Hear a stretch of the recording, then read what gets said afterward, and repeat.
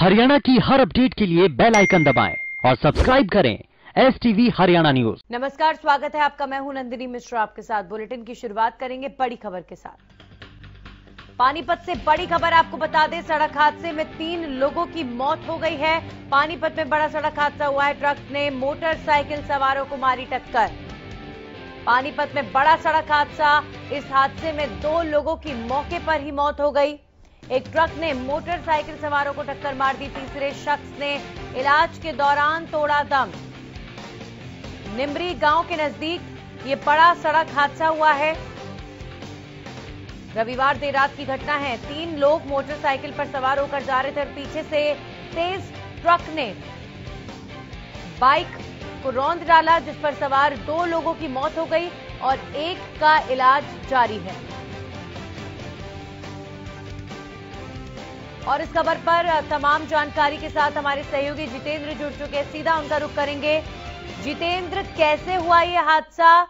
और अभी फिलहाल बात करें तो ट्रक ड्राइवर की धरपकड़ की गई है।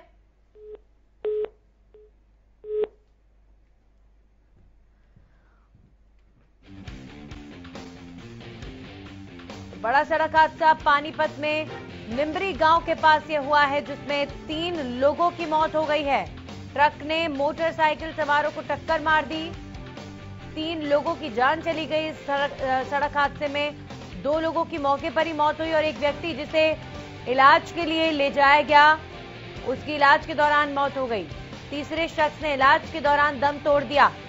निम्बरी गांव के नजदीक यह हादसा हुआ। आप अंदाजा लगा सकते हैं कितनी भयानक स्थिति रही होगी, कितना भयंकर ये सड़क हादसा होगा। ट्रक की चपेट में आए 3 लोग और जान चली गई।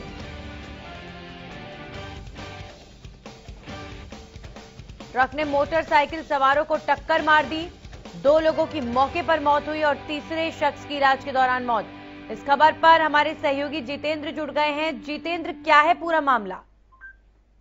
देखिए, मैं बता दूं कि ये तीनों ही जो श्रमिक हैं, ये रात के समय जो है और छाजपुर के रहने वाले थे। ये छाजपुर से अपने गांव निम्बरी की तरफ आ रहे थे।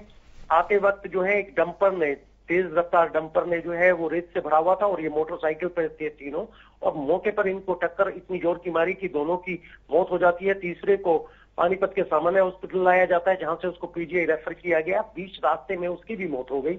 वहीं शवों को पानीपत के सामान्य हॉस्पिटल में रखा गया है और फिलहाल उस डंपर की तलाश की जा रही है, जिसका अभी तक अता पता नहीं लगता है। जी, अभी फिलहाल इस पूरे मामले को देखा जाए सीधे तौर पर तो कहीं ना कहीं ट्रक चालक की से लापरवाही कहेंगे कि 3 लोगों को, बाइक सवार 3 लोगों को ट्रक ने रौंद डाला।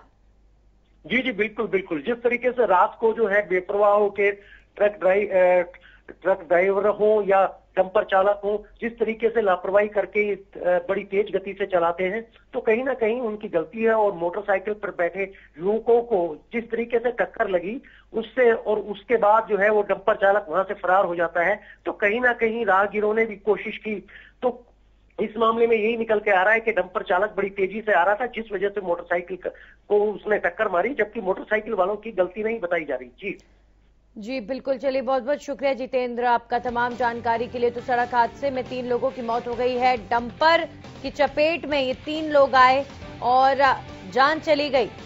सीधे तौर पर यहां पर डंपर चालक की लापरवाही मानी जा रही है, जिसका खामियाजा आप देखिए 3 परिवारों को भुगतना पड़ रहा है। 3 लोगों की जान इस सड़क हादसे में चली गई।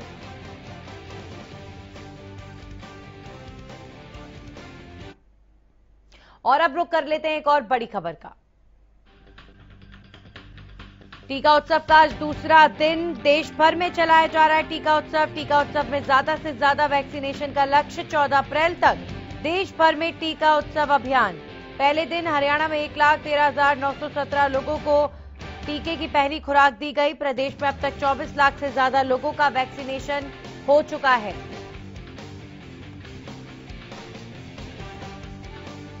तो टीका उत्सव का आज दूसरा दिन है। देश भर में चलाया जा रहा है टीका उत्सव। टीका उत्सव में ज्यादा से ज्यादा वैक्सीनेशन का लक्ष्य रखा गया है और इसी के तहत हरियाणा में 1,13,900 के लगभग टीकों की खुराक लोगों को अब तक दी जा चुकी है।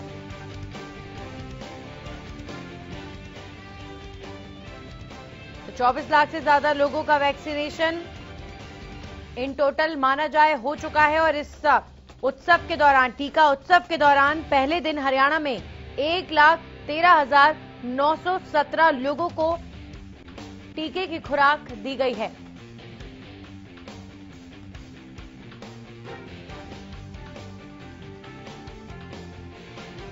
बड़ी खबर आपको बता दें, टीका उत्सव का आज दूसरा दिन देश भर में चलाया जा रहा है टीका उत्सव। टीका उत्सव में ज्यादा से ज्यादा वैक्सीनेशन का लक्ष्य रखा गया है। तो देश भर में कुल मिलाकर कहा जाए कोरोना वैक्सीनेशन के लिए अभियान लगातार जारी है और 14 अप्रैल तक देश भर में यह अभियान तेजी से जारी रहेगा, जिसके तहत ज्यादा से ज्यादा लोगों को वैक्सीनेशन दिया जाए, ज्यादा से ज्यादा लोगों तक कोरोना का टीका पहुंचे, यही लक्ष्य टीका उत्सव का रखा गया है। और अभी जैसा कि 45 प्लस जितने भी लोग हैं वो कोरोना का टीका लगवा सकते हैं।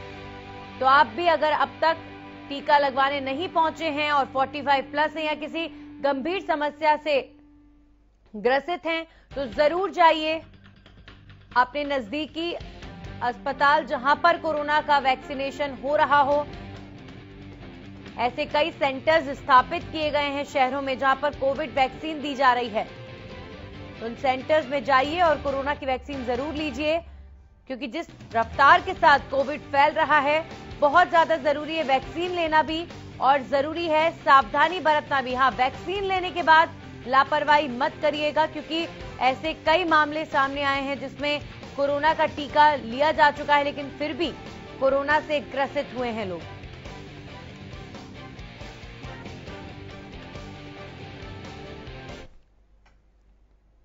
और अब रुक करेंगे एक और बड़ी खबर का। हरियाणा में लगातार बढ़ रहे हैं कोरोना के मामले। एक दिन में कोरोना के 3,440 नए केसेस की पुष्टि हुई है। आपको बता दें 1896 मरीज इलाज के बाद ठीक हुए। कोरोना से 16 लोगों की जान चली गई।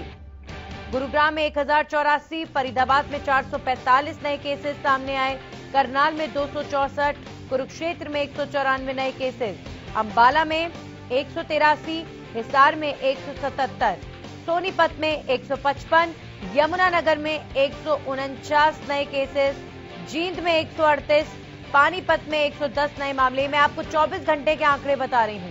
सिरसा में 93, झज्जर में 63, कैथल में 59, भिवानी में 49 नए केसेस। अब तक 3,268 लोगों की कोरोना से हरियाणा में मौत हो चुकी है। एक्टिव मरीजों की संख्या इस वक्त प्रदेश में 20,981 है। रिकवरी रेट घटकर 92.35% हुआ। 3,16,881 लोग अब तक कोरोना से पीड़ित हो चुके हैं। 2,92,632 मरीज ठीक भी हो चुके हैं। कुल मिलाकर देखा जाए तो अभी फिलहाल एक्टिव केसेस की संख्या 30,000 के लगभग है। 20,000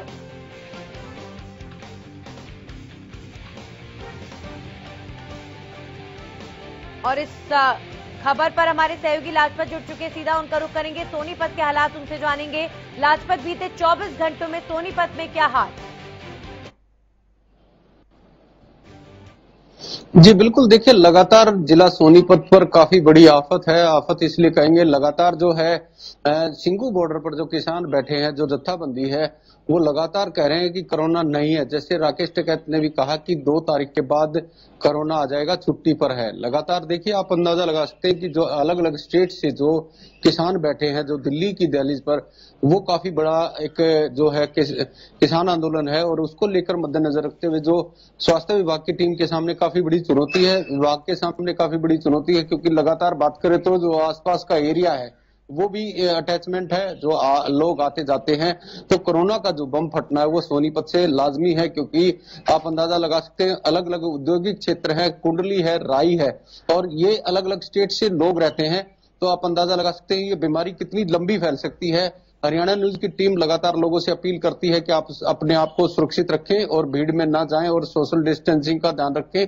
अगर मजबूरी है तो जाना, तो आप मास्क लगाकर जाएं, क्योंकि लगातार जैसे जैसे कोरोना बढ़ रहा है वैसे वैसे लोगों के लिए आफत बनता हुआ नजर आ रहा है। आप अंदाजा लगा सकते हैं कि इतने ज्यादा मरीज बढ़ना, और जैसे मौसम चेंज होता है, जैसे कि रात को ठंड होती है, दिन में गर्मी होती है, तो कोरोना जो अपनी पूरी पीक पर है, आप अंदाजा लगा सकते हैं ये वक्त जो होता है, ये जो डेंगू और मलेरिया का भी होता है, जो बुखार का भी होता है, मौसम चेंज होता है, तो ऐसे में कोरोना अपनी तेजी पर है।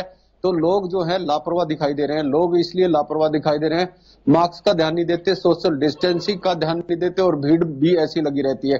तो काफी बड़ी चुनौती है सरकार के सामने और प्रशासन के सामने, क्योंकि लोग जो है वो लापरवाह है।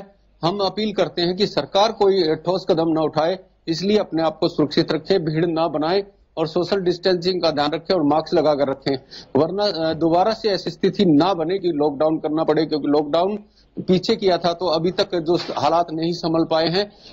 सबसे बड़ी दिक्कत ये भी है कि स्कूलों की जो बात है, स्कूल में बच्चे जा रहे हैं, स्कूल खुले हुए हैं, तो जो बच्चे हैं वो भी पीड़ित हो सकते हैं, क्योंकि जो अटैचमेंट है उस पर भी काफी दिक्कत आ सकती है। जो फैक्ट्री एरिया है उससे भी काफी अटैचमेंट है।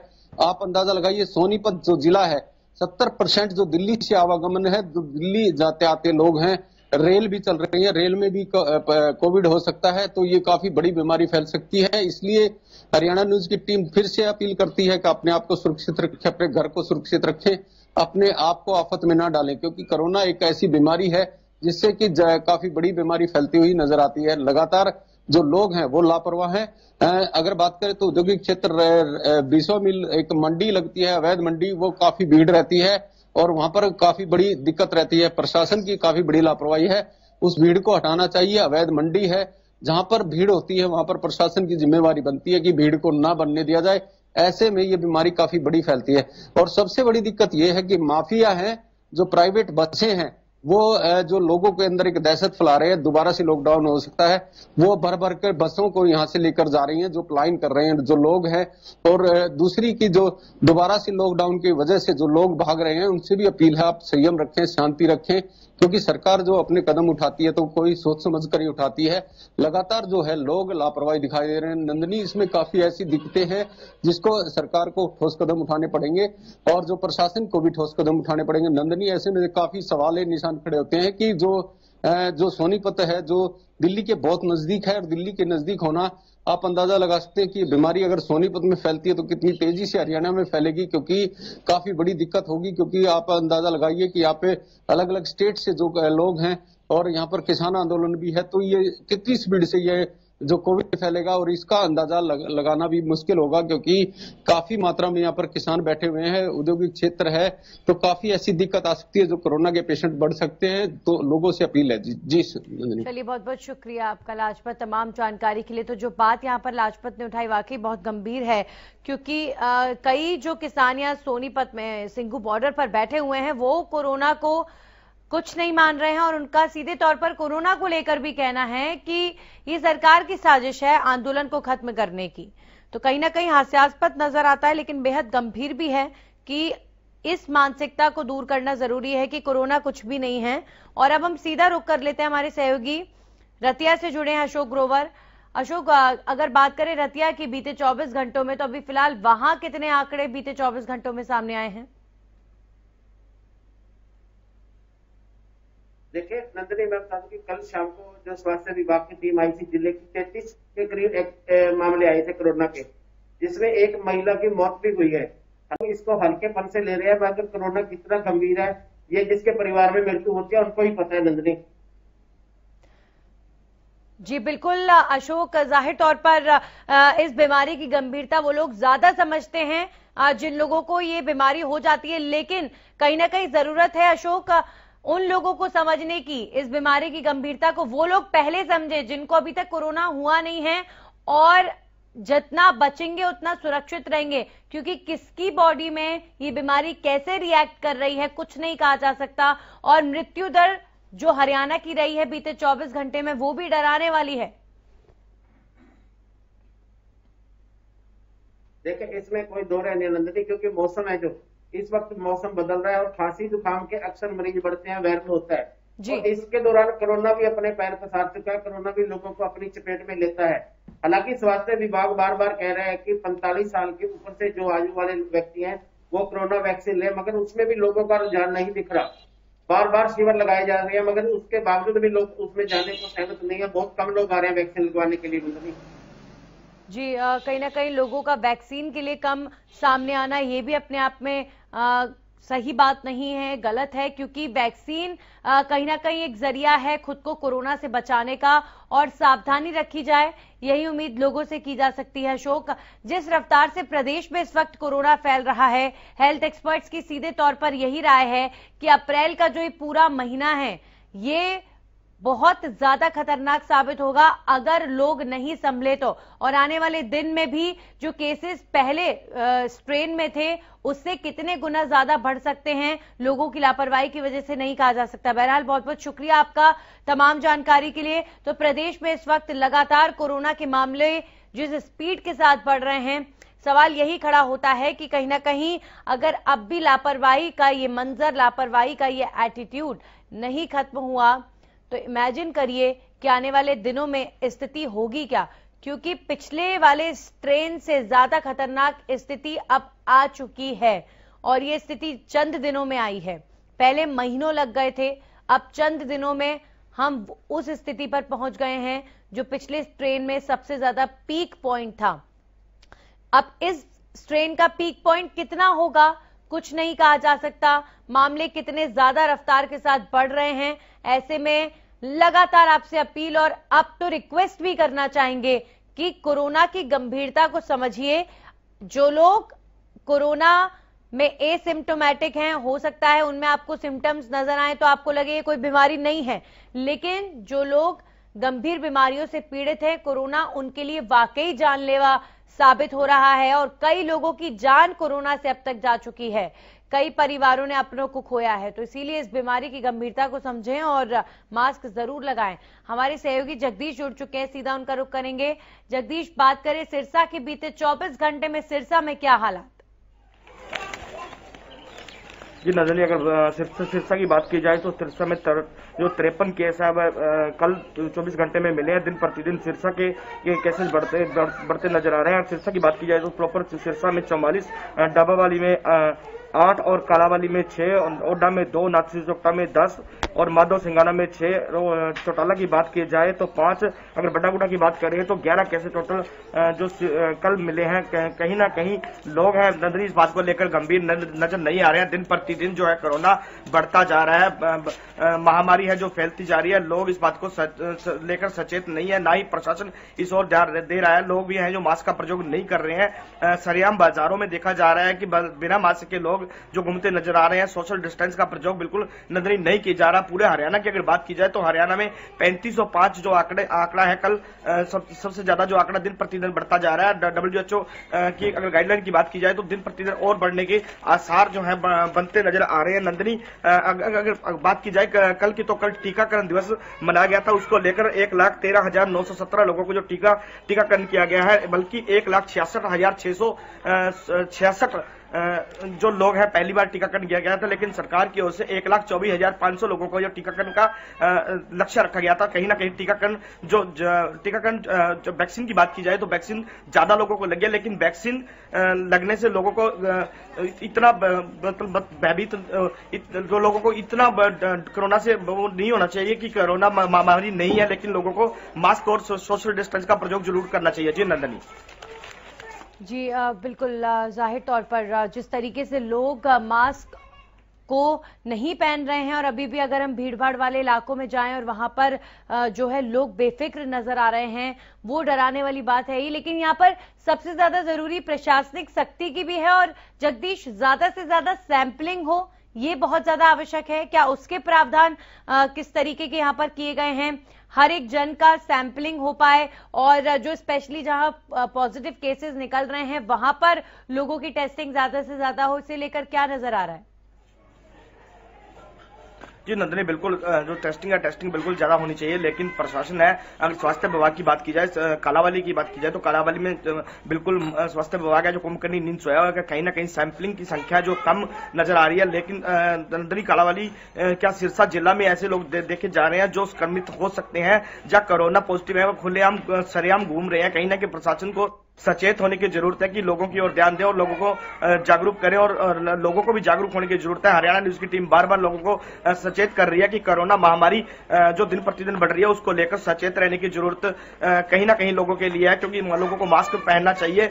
सीजन गेहूं की सीजन कटाई का समय है, सरसों की कटाई का समय है। मंडियों में मजदूर व किसान काम करते नजर आ रहे हैं। वहां भी अगर बात की जाए मास्क की तो मास्क बिल्कुल लोग हैं जो पहनते नजर नहीं आ रहे हैं। पुलिस प्रशासन की बात की जाए नंदनी, तो पुलिस की ओर से भी कोई ध्यान नहीं दिया जा रहा और शासन की बात की जाए तो शासन की ओर से भी इस तरफ कोई ध्यान न देकर लोगों को सचेत नहीं किया जा रहा, ना ही लोगों के चालान किए जा रहे हैं। कहीं ना कहीं सख्ती बरतने की बिल्कुल जरूरत है, क्योंकि गृह मंत्री अनिल विज ने पिछले माह बैठक लेकर लोगों अधिकारी कर्मचारियों को सख्ती से कोरोना के गाइडलाइन बरतने के निर्देश दिए। चलिए, बहुत बहुत शुक्रिया जगदीश आपका तमाम जानकारी के लिए। हमारे सहयोगी अनूप कुंडू भी जुड़ चुके हैं, सीधा उनका रुख करेंगे। अनूप, हिसार की बात करें, बीते 24 घंटे में हिसार में क्या स्थिति?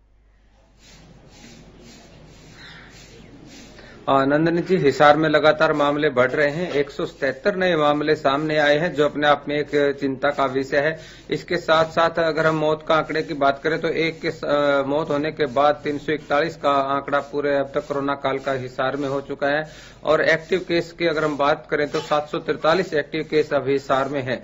इसके साथ साथ रिकवरी रेट की बात करें तो रिकवरी रेट लगातार गिरता जा रहा है, जो पहले 97% के करीब था, वो घट करके अब 94% रह गया है। जी बिल्कुल। और अगर बात करें सैंपलिंग के, अनूप, इन दिनों जरूरत सबसे ज्यादा से ज्यादा सैंपलिंग की है, कोरोना टेस्ट की है, तो क्या इसे लेकर प्रशासनिक तौर पर तेजी देखी जा रही है?